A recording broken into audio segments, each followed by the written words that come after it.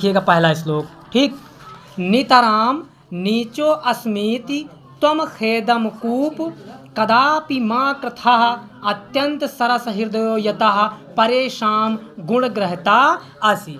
ठीक है, ध्यान से देखिएगा भाई पहला वाला श्लोक। एक एक श्लोक का एक एक शब्द का ठीक से अर्थ बताएंगे, ठीक से समझिएगा और देखिएगा। ठीक, देखो नितराम, नितराम का मतलब क्या हुआ? अत्यधिक। क्या हुआ? अत्यधिक। अत्यधिक। नीचो अस्मिति, नीचो अस्मित का मतलब नीचा होना, यानी एक कुआं है और जो कुआं है, कुएं के बारे में कवि कह रहा है, कुएं के बारे में कवि कह रहा है। क्या कह रहा है कि हे कुएं तुम अत्यधिक नीचे, देखो नितराम माने अत्यधिक, नीचो अस्मित का मतलब नीचा, त्वम माने तुम, खेदम माने दुख, अकूप माने कुआं। हे कुआं तुम अत्यधिक नीचा होने का, कदापि माने कभी भी, माँ माने मत, कृथा माने करो। ठीक, और खेदम माने दुख।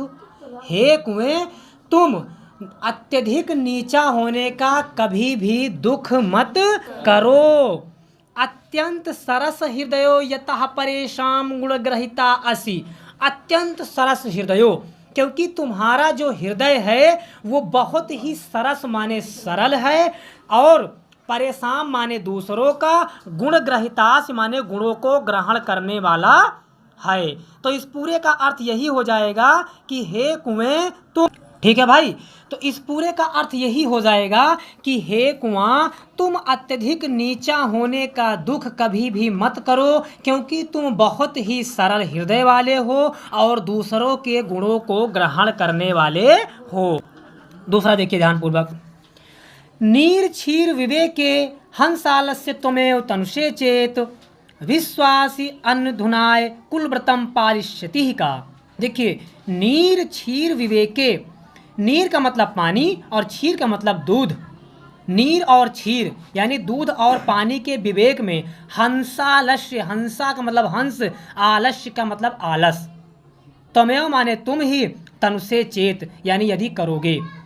हे हंस, दूध और पानी को अलग करने में अगर तुम ही आलस करोगे, विश्व अस्मिन उन्धाय कुलव्रतम पालिष्यति कहा, तो इस विश्व में या इस संसार में कुल व्रत का पालन कह माने कौन करेगा। ठीक है, हे हंस, अगर पानी और दूध को अलग करने में तुम ही आलस करोगे तो इस संसार में इस कुल व्रत का पालन और कौन करेगा। अगला देखिए, कोकिल यापय दिवशान तावद बिरशान करील बिटपेशु याव अनमिल अलदमालह को अपि रसालह समुल्लसति। अर्थ भाई इसका है, ध्यान से समझिएगा, बहुत अच्छा और बहुत ज़बरदस्त अर्थ। देखिए कोकिल, कोकिल माने अब यहाँ पर जो कवि है वो कोयल से कह रहा है, कवि कोयल से कह रहा है। क्या कह रहा है कि यापय दिवसान तावद और बिरसान करील बिटपेशु। यापय यानी कि उन दिनों तक या तब तक, दिवसान माने दिनों तक, उन दिनों तक, तावद माने जब तक, यापय दिवसान यानी तुमको उन दिनों तक, बिरसान, देखिए बिरसान का मतलब होता है रसहीन या रस से बिना या रस से हीन, और करील बिटपेश का मतलब होता है करेले का कड़वा पेड़, यानी कि हे कोयल तुमको करेले के कड़वे पेड़ पर तब तक रहना पड़ेगा या उन दिनों तक निवास करना पड़ेगा, याव अनमिल अलदालह को अपि रसालह समुल्लसति, जब तक, जब तक क्या न हो जाए, भ्रमरों का, को अपि माने कोई, देखिए याव अनमिल दालह का मतलब होता है कोई भ्रमरों का समूह, को अपि माने कोई, और रसालह माने आम का पेड़, और समुल्लसति का मतलब होता है कि प्रयोजित न हो जाए या सामने आ न जाए या प्रस्तुत न हो जाए। यानी हे कोयल तुमको तब तक कड़वे करेले के वृक्ष पर निवास करना पड़ेगा जब तक भंवरों से युक्त कोई आम का पेड़ प्रयोजित नहीं हो जाता है, ये हो जाएगा। अगला देखिए, रे रे चाता, रे रे चातक सावधान मनसा मित्र क्षणं श्रूयताम् अम्भोदः बहवो हि सन्ति गगने सर्वे अपि नेतादृशः केचित् वृष्टिर्भिरर्दयन्ति वसुधां गर्जन्ति केचित् वृथाः यम यम पश्यति तस्य तस्य पुरतः मा ब्रूहिं दीनवाचः। रे रे चातक यानी हे चातक। चातक एक पक्षी होता है, एक चातक पक्षी होता है, यानी हे चातक पक्षी। सावधान मनसा यानी सावधान मन से। मित्रम माने हे मित्र।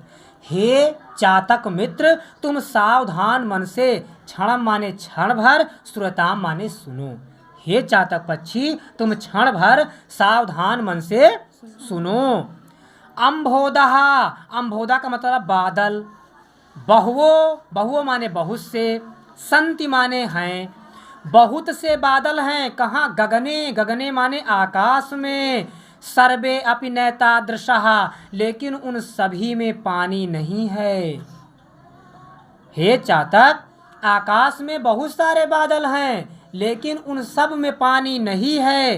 केचित् वृष्टिर्भिरर्दयन्ति वसुधाम, कुछ तो थोड़ा सा बरस कर।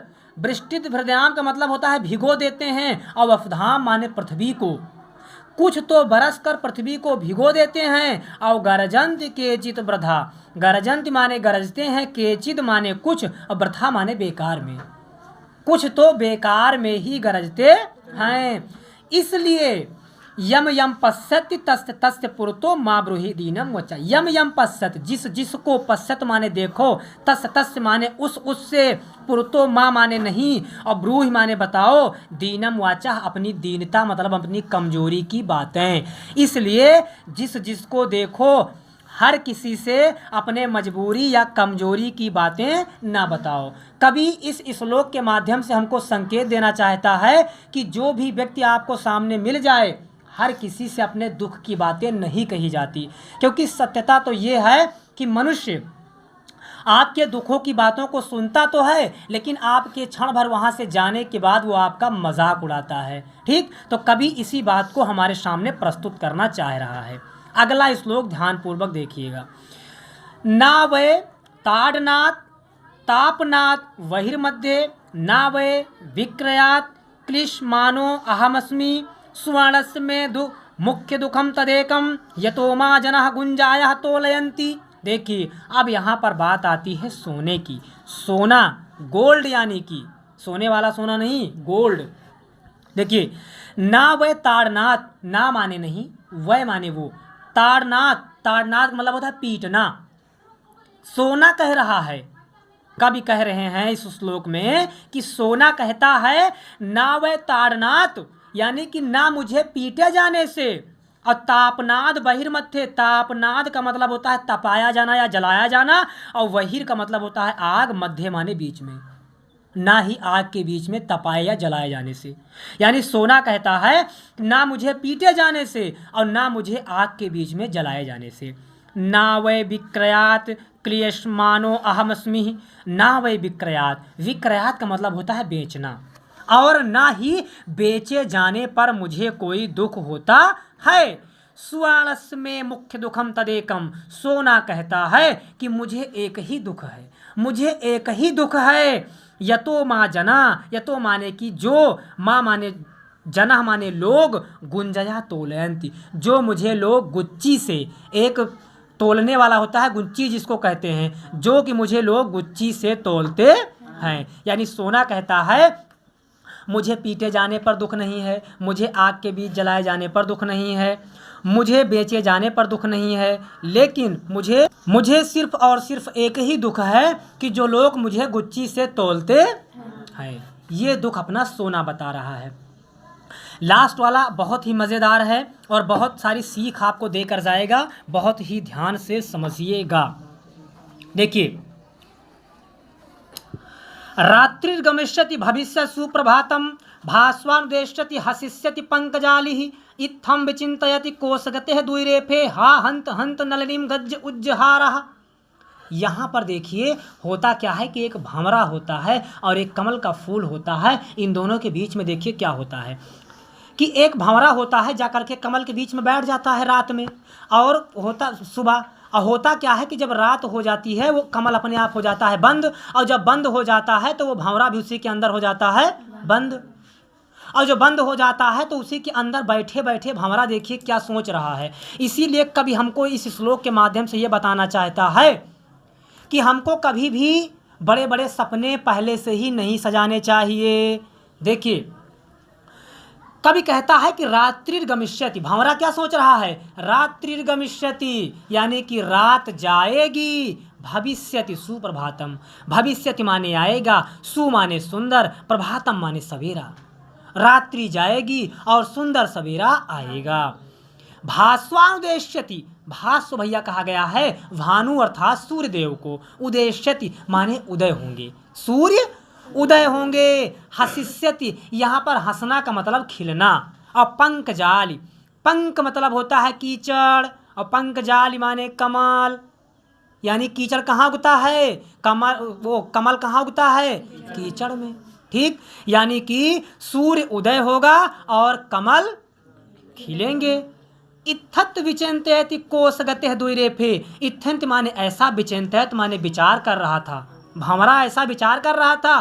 कोशगते द्विरेफे, द्विरेफे मतलब भंवरा, और कोशगते मतलब कमल की पंखुड़ियों के बीच में बैठ करके, कमल की पंखुड़ियों के बीच में बैठ करके भंवरा ऐसा विचार कर रहा था कि हा हंत हंत नलिनी गज उजहारह, उजहारह, हा हंत हाय दुख, नलिनी मतलब होता है कमलनी को, गज मतलब हाथी ने, उजहारा माने उखाड़ कर फेंक दिया।